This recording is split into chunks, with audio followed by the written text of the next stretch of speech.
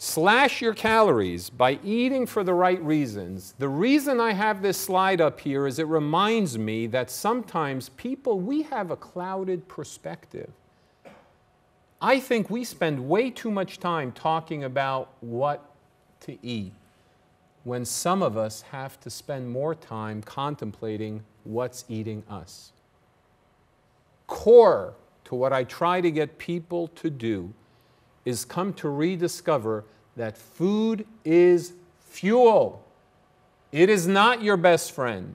It is not where you should turn to deal with your loneliness, your stress, your anxiety, your boredom, your need for intimacy.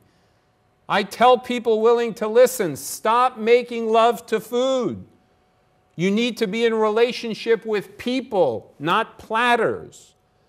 And I come from the perspective that many people who struggle with this issue do so not just because of what they eat, but because of what's eating them and how they are trying to satisfy appetites that calories will never touch.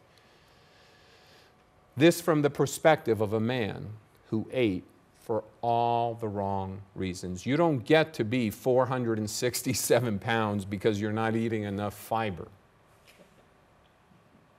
I was eating for the wrong reasons. So the why is so critical, but additionally, certainly is the what and the how.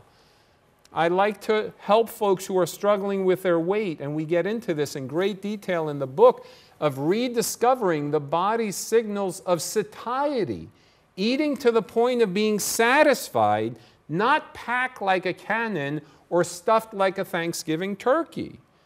The essence here is to eat to the point of satiety, and certainly what we eat is important. I am all for eating food as close to its original form as possible. But people are like, Nick, don't tell me that you ever go to Krispy Kreme. As a matter of fact, I do. The difference is I have 1 or 2 donuts, not 1 or 2 dozen donuts. Do you see what I'm saying, folks? And with all the attention that there is on eat this and don't eat that, I come from the perspective that we are completely missing the point. That's the reason that America is not making progress. We're missing where the real issue lies. Burn calories like never before. It is impossible to lose weight and not rediscover it without regular physical activity. And as I already made mention, this doesn't have to be in the gym. This picture is of me just earlier this week, surfing, if you can believe it. If you would have told me a few years ago, as a nearly 500-pound man, I'd be on a surfboard, I would have written you a prescription for psychiatric medication. Surfing is a wonderful thing. I now know what it's like to walk on water with a board underneath me and a nice wave propelling me.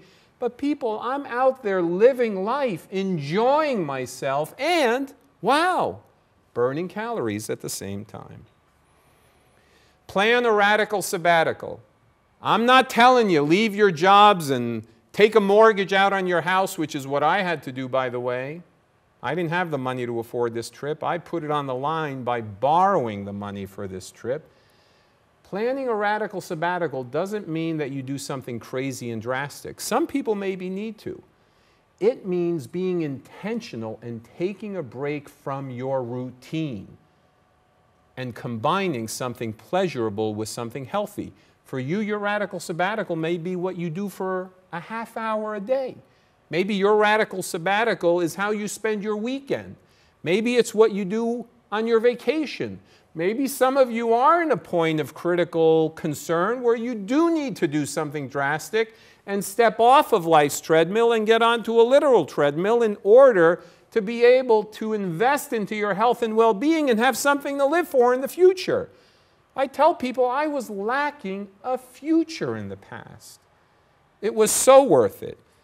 And I enjoyed myself, and I had such a wonderful time. I chose baseball. All of us have things that we love and enjoy. We already made reference to this. I call it vitamin A. Everybody always wants something, some magic potion. You know what vitamin A is to me? Accountability.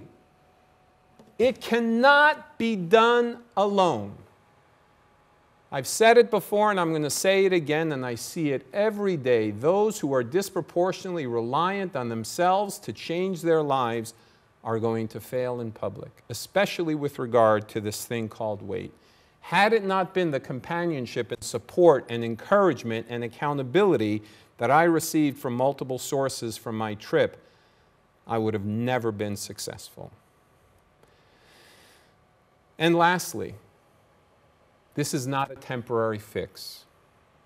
Folks, this is a journey that will last a lifetime.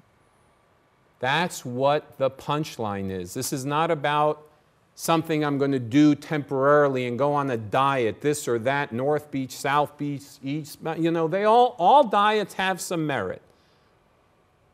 I don't care as much what people choose to do as much as I do that they realize that whatever it is they're going to do ain't going to be temporary. It's going to be something they're going to have to live with the rest of their life. And I have to tell you, it is in that context where I consider what I have done over the last nearly 7 years of maintaining the vast majority of my weight loss and not rediscovering all those extra pounds that to me gives credibility to the subject.